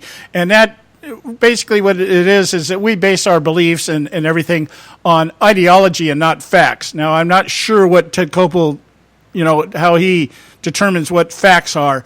But before we get into that, I wanted to bring up the Trump rally here because you and I had spoken briefly about it during the week. The Trump rally out here last Saturday in which there was assaults made by 30 anti-Trump protesters out there, all wearing black and using pepper spray and things like that. And I think it was about 2,000 Trump supporters, from what I understand. They met in the street, and the anti-Trump people lost the battle. But I'm wondering how or if or should this type of activity from this Resist Trump movement, when is the law, when is somebody going to step into these people and say, the First Amendment means peaceful assembly, not coming out and doing whatever the hell you want to do to assault people and calling that freedom of speech? That's what really it's not that these guys are against Trump. It's this tendency to violence that has really got me kind of, what are we going to do about these people? Well, what are we going to do about them? I say we just hold more Trump rallies and let these people come out and do what they're going to do, show them for who they are, continue to splash that all across, conservative media, because for sure it doesn't get a proper representation in the liberal media. I mean, you look at the headlines of anything from like the LA Times, and they bend over backwards to create a headline that's as benign and non-accusatory as possible to the left. In fact, they almost leave the left out and say violence erupts at a Tea Party rally, at a Trump rally, like it's almost a foregone conclusion that's going to happen. So, I'm all for this. I'm all for people like Ted Koppel doing and saying the things they're going to say.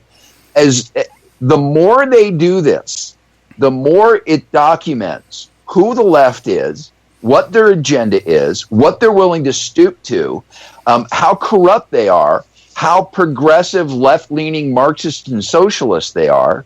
So I just say keep bringing it on, because we're only 2 months into, what are we, 65 days into the first 100 days of a Trump administration? We got 3 years and 10 more months of this stuff if Donald Trump only has a one-term presidency. And I say bring it on, because the more that they do this, the more they act out, the more they show who they are, it does a couple of things. First of all, it gets more and more conservatives off the couch who are finally beginning to understand that article that was put in Front Page Magazine by, I'm looking it up real quick because I can't remember the guy's name, but the title of it is Civil War. And he makes the case that, yes, this is not a civil war of muskets and guns, people lined up across a farm from each other, blasting each other with musket balls. This is a civil war of ideas. This is a civil war of ideology. This is a civil war of tactics and strategies. And it's directly connected to the very same thing we see unfolding in Washington, D.C. now, where they're trying to impugn Devin Nunes, the chair of the Homeland House Intelligence Committee, and they're trying to impugn his integrity by confusing the American public about several different things. This revelation that Devin Nunes got Tuesday night by someone from inside the White House compound. And now you've got the entire Democratic establishment coming out saying he should resign. And then you've even got some idiots in the Republican camp that are saying, I think Devin Nunes should resign. I mean, this is all connected. The DNA of all of this, whether it's protesters at a university, that are rioting and injuring a professor, forcing her to go to the hospital because of a speaker, or Berkeley. It's all the same DNA. It's all connected to the same rot that's been allowed to fester.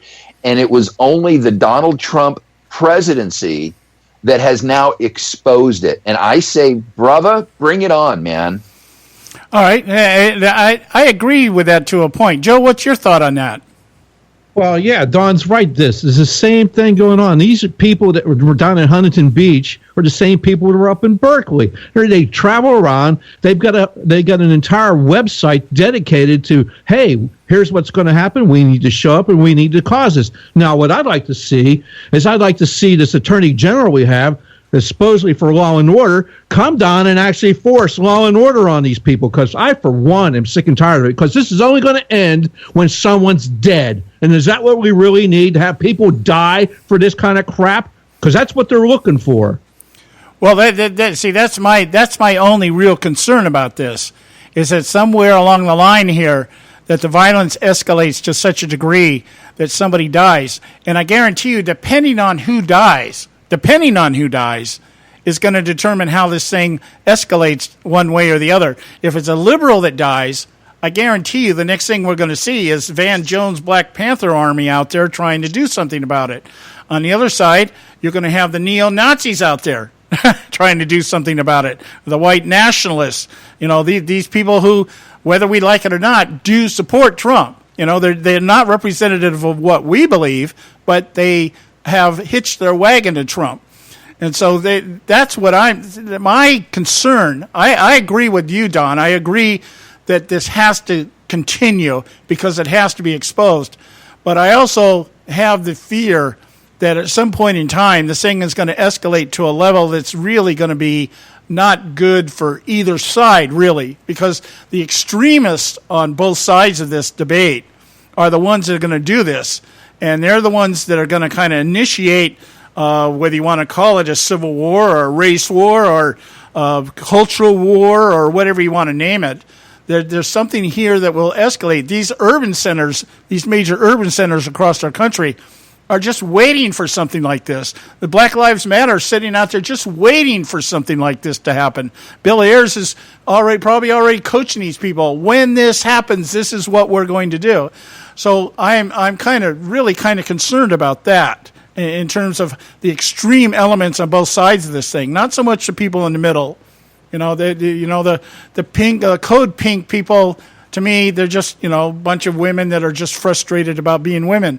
You look on the right, and you've got a lot of the Trump supporters, which by the way are not conservative. Let's not confuse the two here. They're just more populist than anything else. Really don't have the understanding of what conservatism is about, which is actually kind of brings me back to the conversation here between Kopel and Sean Hannity. Is that I don't even know people in the Republican Party actually understand what conservatism means anymore. So I'm just really I'm tepid, a little bit tepid about this whole thing, just in terms of how far, as Joe said, how far is this going to go? How far is this going to go? How violent is it going to get before something happens one way or the other? What do you think, Don? Well, I don't know that. Honestly, I don't know that there's any way to slow the train down at this point. I don't know that there's any way to moderate it to alleviate a concern that you're expressing. Ultimately, yes, you're right. There's bad actors on both sides, but I would submit to you the bad actors overwhelm on the left. Kurt Schlichter wrote an article in Town Hall that was published on February the 6th. It's entitled, "The Left Hates You, Act Accordingly." His first paragraph, they hate you. Leftists don't merely disagree with you. They don't merely feel you're misguided. They don't think you're merely wrong. They hate you. They want you enslaved and obedient, if not dead. Once you get that, everything that is happening now will make sense, and you'll understand what you need to do in order to be ready. Yeah, and that kind of falls in line then with, I guess that's what Ted Koppel must mean by facts. Anyway, we got to go to a break here. I got to interrupt everybody here. We got to go to a break. Sure. We're at the bottom of the hour, and we'll stay with us. We have Don Dix from Act for America, and we'll be right back. Red State Talk Radio, WRS Cleveland. Red State Talk Radio is now available as a voice command on your Amazon Echo and Echo Dot by simply saying, "Alexa, play Red State Talk Radio." Red State Talk Radio on TuneIn. Are you behind on your taxes? The IRS is the largest and most aggressive collection agency in the world, and they can seize your bank account, garnish your paycheck, close your business, and file criminal charges. Tax Mediation Services is accredited by the Better Business Bureau. Our team of tax attorneys and enrolled agents can stop collections and get you protected. If you owe over $10,000 in back taxes or have unfiled tax returns, call now for a free case review and a price protection guaranteed quote at 800-790-4294. 800-790-4294. You know, sometimes when you compare prices on products, you think to yourself, what difference does it make? The rates are all about the same anyway, but sometimes the rates are very different. Let me give you an example where there's a huge difference in pricing between companies. Vehicle protection plans. Look, if your car is 4 years or older, having a vehicle protection plan is a no-brainer. The trick is not to overpay for it.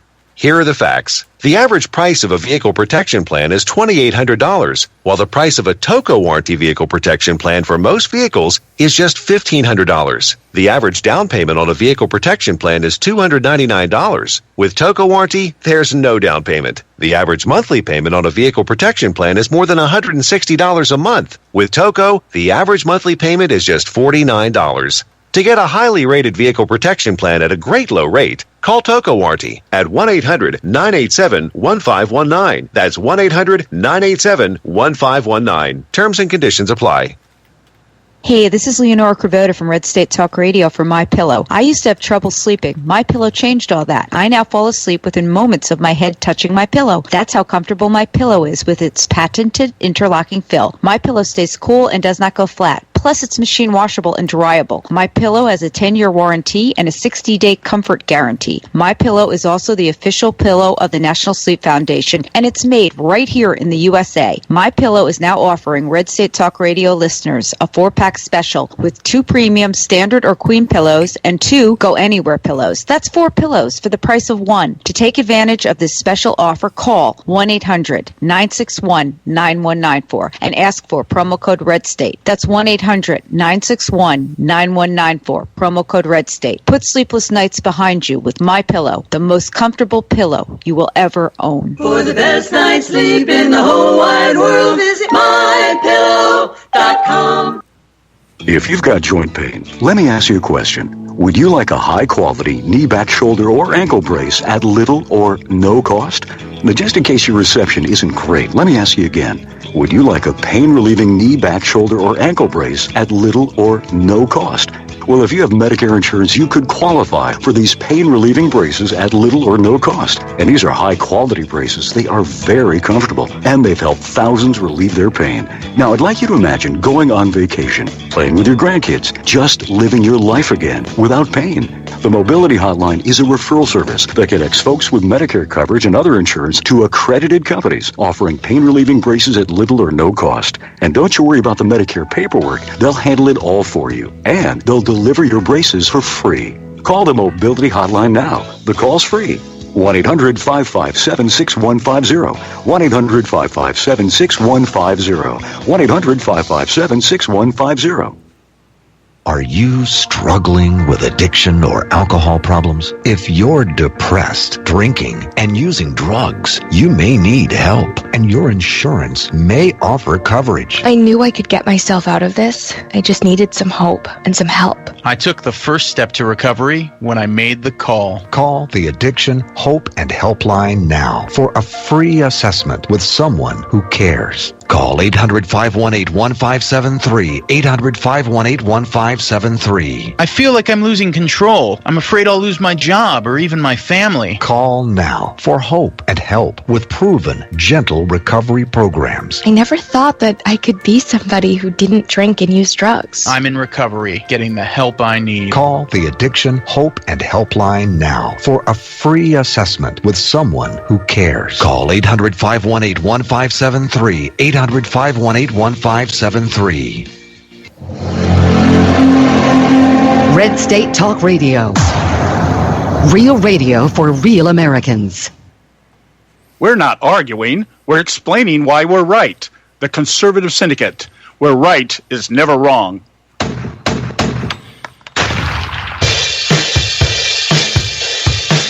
All right, hey, we're back. The Conservative Syndicate, Real Conservative Talk from Real Conservatives. I'm your host, John Matthews, along with Joe Hakos. We've got Don Dix checking in to do his weekly or bi-weekly segment with us. I'm going to get back on a regular schedule here with Don. We've had problems over the last few weeks, and we kind of just kept screwing up his schedules. I know, and so it's like I'm almost every time I ask him to come on now, and I'm like, geez, what week are we on? But we've got it all figured out now. Anyway, Don, we were talking in the first hour with Audrey Russo over at Real Talk Radio. Had quite a discussion on the interview that took place between Ted Koppel and Sean Hannity over the weekend. And there's a couple of aspects of this that I wanted to get your take on. And I think the best way to do it, let's go with the clip first, Joe. This is a clip where Ted Koppel basically tells Sean Hannity that he's bad for America and why. And I think that this will be a good way to break the ice here, put everything in context. You got that queued up, Joe? Yeah, I got it queued up. All right. Koppel's also calling Sean Hannity an ultimate liar, is what he's calling him. So okay. Here's Ted Koppel and Sean Hannity. Think we're bad for America? You think I'm bad for America? Yeah. You do? In the long haul, I think you and all these opinion That's shows... sad, Ted. No, you know why? That's sad. Because you're very good at what you do, and because you have attracted a significantly more influential... Well, let me finish the sentence. Let me finish the sentence before you do that. You have attracted people who are determined that ideology is more important than facts. Yeah. All right. So what we have, Koppel's telling us that the problem with conservatives is that we confuse ideology, or we focus on ideology rather than facts. And and what that led to in our conversation with Audrey was the idea that basically it's because liberals like Ted Koppel see America completely different than how we see America. They define America by completely different parameters. One of the examples I used is that we're a nation of immigrants. Rather than, and so the idea of just letting anybody into the country is the American way of doing things. Whereas Americans are saying, why do we want to let our enemies in the country? Conservatives. So anyway, I wanted to get your take. Did you catch this interview at all, Don? If not, what did you think about the clip? Well, no, I did not catch the interview, just to be transparent here. But I did catch the clip and some others. And by the way, I agree with Mark Levin that Koppel should release the entire interview. Because apparently there's some other stuff that was said that never... That was a 70-minute interview, or a 50-minute interview, and he only played 70 seconds of it. Right. Yeah. Release the entire interview, Ted.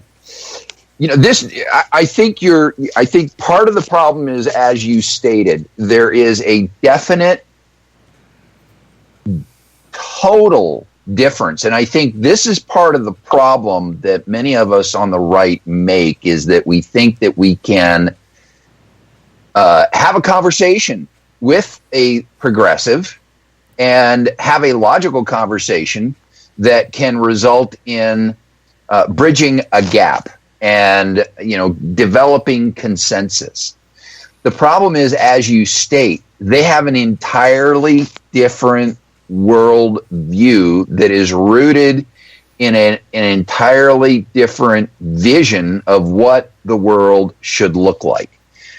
And short of shock therapy, I don't see how you ever get somebody like a Ted Koppel to see the world through a different filter, through a different lens. It's like, somebody that is living in the fourth dimension, or somebody that is living in the third dimension like we are, trying to relate to what it's like to live in the fourth or fifth dimension from a metaphysical standpoint. We can't, there's no way. We can't even begin to comprehend it, just like we can't comprehend what the afterlife is like.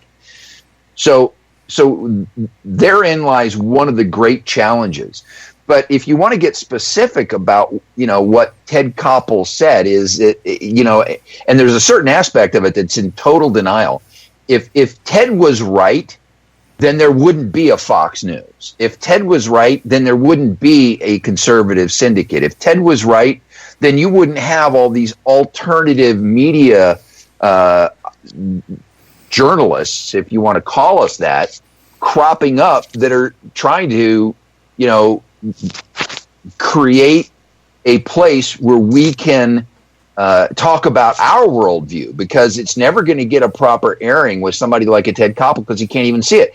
I mean, the fundamental notion of you don't have a handle on the truth is completely, that shows a complete unwillingness to even reach across the aisle and say, what does it look like from your side? So,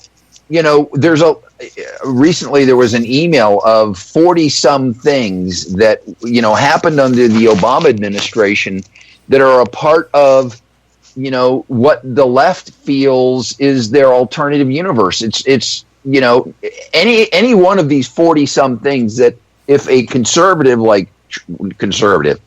if a Republican like Trump did them, they would get proverbially hung in the media for doing them.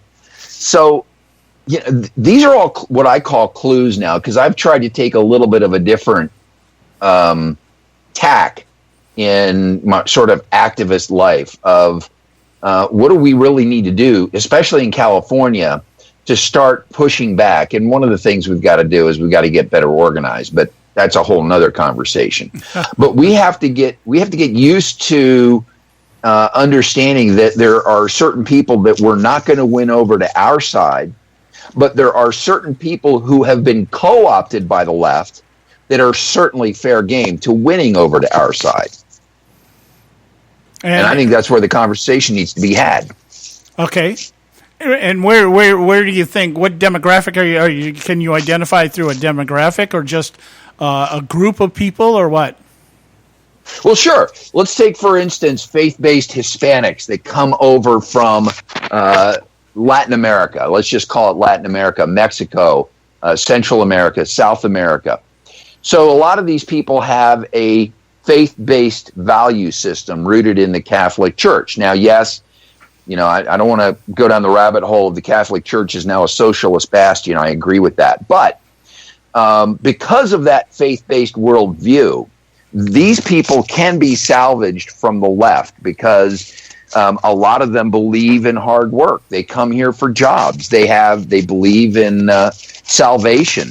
They don't necessarily have this worldview like Barack Obama had, which is called Black liberation theology. So we have a worldview that is somewhat in sync. They believe in the sanctity of life. They probably reject abortion as a birth control method.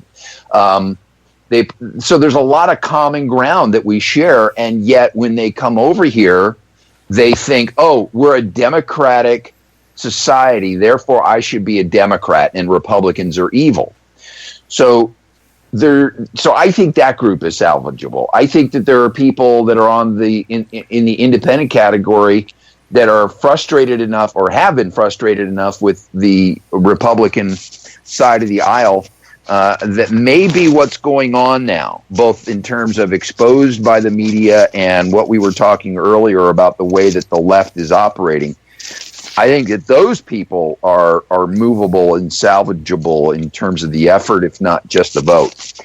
So I think the opportunity, you either look at the world as if it's half full or half empty. I've always come at it from the vision of it's half full, and that's the way I view the current political environment as being an opportunity. And if you approach it that way, I think we can start making some headway, especially with what's happening. I mean, this interview with Ted Koppel is just a textbook example of how, us on the right never were able to get a fair shake by the media and still can't.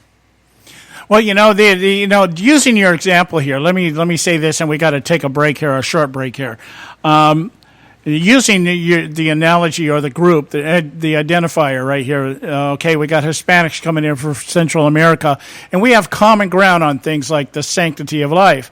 But the biggest barrier that we have to overcome as conservatives is saying, well, look, if you come into this country illegally, you're not supposed to be here. And that's where I'm not talking about them. I'm not talking about them. Okay, you're talking about people that actually migrate here legally in the system. Yeah, people that are in the Hispanic community that have, they're second, third generation. They're traditional. They traditionally vote Democratic because mom and dad did, but yet they hold the same values. No, I'm not. I'm not talking about the illegal because they shouldn't be voting anyways, right? Yeah, because what we see in the Republican Party in terms of leadership is a complete ignoring of this group that you're just talking about. Because I know here where I live in a predominantly Hispanic community. I mean, like 75% is Hispanic here. And I know that you talk to people that have been here for one or two generations, and they are very much aligned with conservative views. And the only reason they still vote Democrat is because of the media. They hear things. I asked my neighbor the other day, why did you vote for Hillary Clinton? Well, because Donald Trump's a sexist. I'm like, where did you get that? Well, I heard it on the news. And so that's how they form their opinions. It's not that the Hispanic community is saying, well, I don't adhere to conservative values. It's that this guy's a sexist, And so the Republican, I'm sorry, go ahead. No, I was just agreeing. I was just saying yes. Because we've never gotten beyond that. And I'm not so sure that the Republican Party really wants to get beyond that. That's where I run into the wall, that kind of thing. We got to go to our quick break here. A couple minutes here. We'll be right back. Stay with us. Don Dix with Joe Hakos and myself. Don't go away.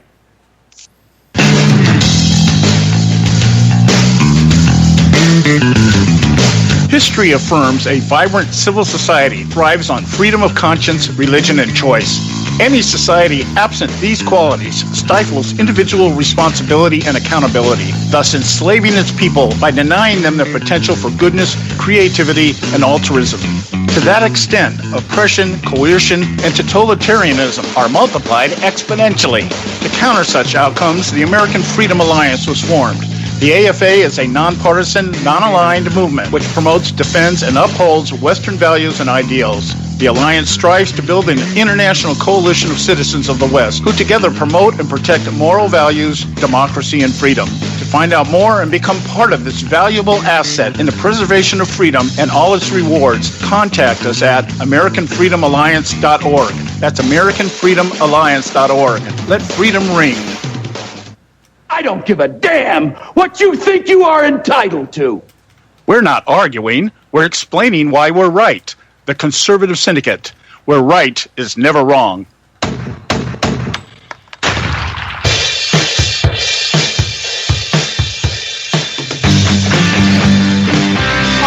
All right. Hey, we're back, and this is the Conservative Syndicate, Real Conservative Talk from Real Conservatives. I'm your host, John Matthews, along with Joe Hakos, and we've got Don Dix with us. Don, I wanted to, we got about 5 minutes left here with you. I want to kind of shift gears here. I've got this gut check going on in me right now regarding Donald Trump, and I'm really becoming concerned. I'm trying to think of the right word without sounding like paranoid, but I'm really kind of becoming concerned here that he is being manipulated by the GOP people like Reince Priebus and some of the other people involved here. The failure of the Ryan Care bill, I think, is an example of that. I don't think it truly represented what Donald Trump saw or how he envisioned what was going to happen with the Obamacare repeal. I was always under the impression, of course, he did say repeal and replace, but I always thought the idea was repealing this thing and then somewhere down the road replacing it with something else.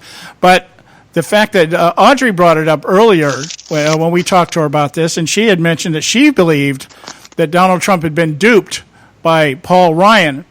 If that is true, my concern is how much longer is this guy going to allow himself to get duped by these people that he has selected to be part of his team, Reince Priebus included. I'm beginning to wonder, here's my point, I'm beginning to wonder if Trump is not being lured into collusion with the Republican leadership to eliminate the Freedom Caucus and be able, and the Ryan Care bill was a way of being able to primary those up for re-election in 2018 from the Freedom Caucus. Well, boy, trying to divine the political calculus of what's actually unfolding, between the letters of the words is tough. Clearly, the Freedom Caucus held strong. They were the only group, I think, ultimately out of this that gained, my interpretation is, political clout. I think Ryan lost political clout. I think there may be some players on Trump's team that lost political clout. I don't know if Trump is willing to recognize that or not. The House Freedom Caucus was the firewall that held. And I think that Donald Trump probably did put a lot of responsibility onto, and rightly so, Paul Ryan. This bill was drafted in the dark. Again, the Freedom Caucus was not involved in it. They were brought in at the latter part of the process, in order to tweak it and try. But at the core, this was bad policy at the core. I've actually had a chance to read through some pretty detailed analysis of it. And yeah, I mean, this is, it's like the Freedom Caucus, does the Freedom Caucus owe anybody an apology? I think they do. And here's the apology that they owe the Republican establishment. Oh, excuse me. I thought when you said repeal, you meant repeal. That's the apology that the Freedom Caucus owes the establishment, because, when you look back across the last 7 years, every single election has been built upon one most important policy statement, and that was repeal, replace. 4 election cycles, we've been hearing nearly for a decade about the urgency in resolving this, that Obamacare is a disaster. While there have been legitimate issues with Obamacare, unfortunately, part of the challenge today is that apocalypse has not yet materialized. Yes, there have been premium increases. You've got exchanges that are disappearing. But the apocalypse that was, presented by the Republicans hasn't happened yet. Yeah, so you've got. Remember why? That's how they designed this to all happen after Obama left office. They designed it. It was gonna implode, but it's all because all this stuff was designed to hit after. Further, remember, they pushed everything down the road. It's going to be, we got to get everybody used to it, and boom, then it's going to happen. That's the reason why it hasn't happened yet, but it will happen. It's going to happen in Trump's first term. Well, right, but getting back to whether or not the political brinksmanship and gamesmanship that's going on in D.C., it's tough to divine. I think that Donald Trump, the businessman, has been through enough deals, worked with enough public officials that he's smart enough at 70 to be able to figure out whether Ryan was playing a game or not, or was he earnestly bringing what he honestly thought was good policy and about all that he could get.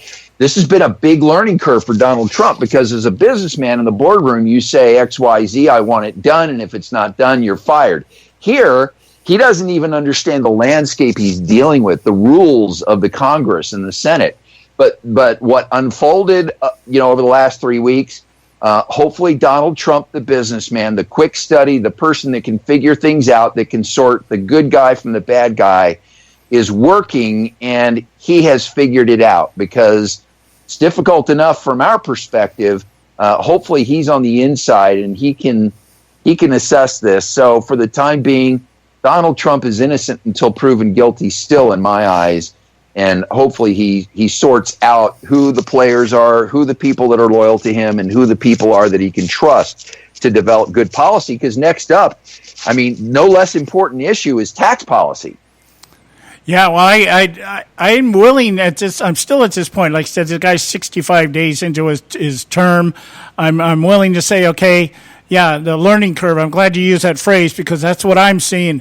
My problem is, we know that the narrative is going to be after the first 100 days is that this guy's had the first 100 days in any president ever, except maybe Harrison, because he died before that all happened or something like that. But anyway, my point is like, how long can we tolerate the learning curve before it becomes extremely damaging to his administration? Because this is not, I think using the healthcare as the first thing they wanted to tackle was a very, very bad strategic move. I think that immigration should have been the first thing, because that's what he got elected on, and that should have been what they tackled first. But anyway, that said, I'm just really kind of concerned. How long we're just speculating, how long before people start saying, yeah, this guy truly doesn't know what he's doing, and that becomes a detriment.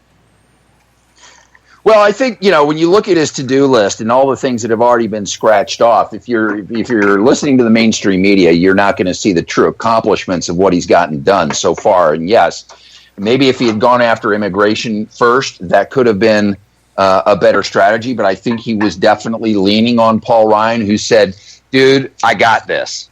Basically, I think that's what happened. And he's like, okay, you got it. And then all of a sudden, Ryan was like, nah, we're getting close. I'm not sure we got all the votes. And that's when Donald Trump got involved and started going over to Capitol Hill, started hosting his bowling things.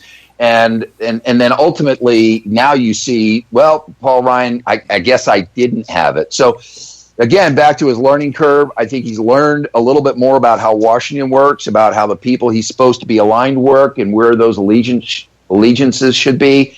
And we can only hope and pray that, the next big policy hurdle, which is tax reform, which they wanted to have health care in place because there were tax savings that they were going to leverage in tax reform. But that's not there now.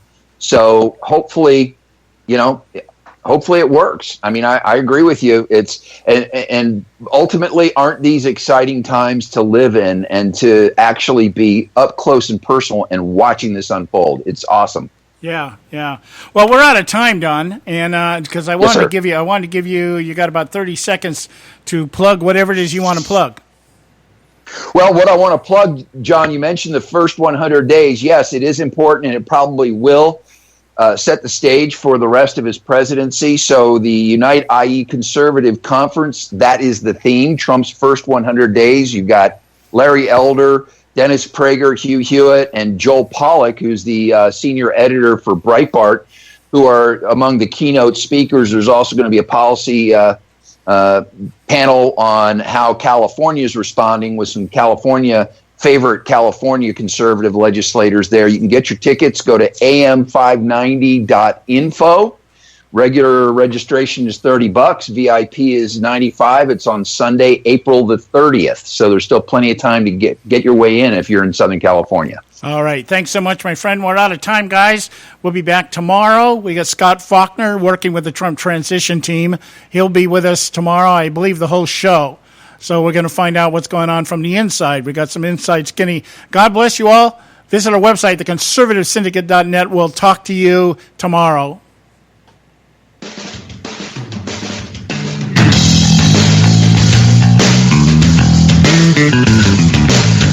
Thanks for tuning in to this edition of the Conservative Syndicate, the nationally acclaimed, globally syndicated, politically incorrect talk show that seeks to tear down the imaginary wall of separation between church and state. We want to make you aware you can find and access all our show archives at our website, theconservativesyndicate.net, as well as our broadcast stations and times. That's theconservativesyndicate.net. We so appreciate you taking the time to tune in, and we so look forward to continuing to bring you the best in uncompromised talk radio available on the net today. And remember, folks, it doesn't matter how many times you get knocked down in life. It only matters how many times you get up. I'm John Matthews, along with Joe Hako, signing off until next time right here at the Conservative Syndicate. God bless you, and may God continue to bless America.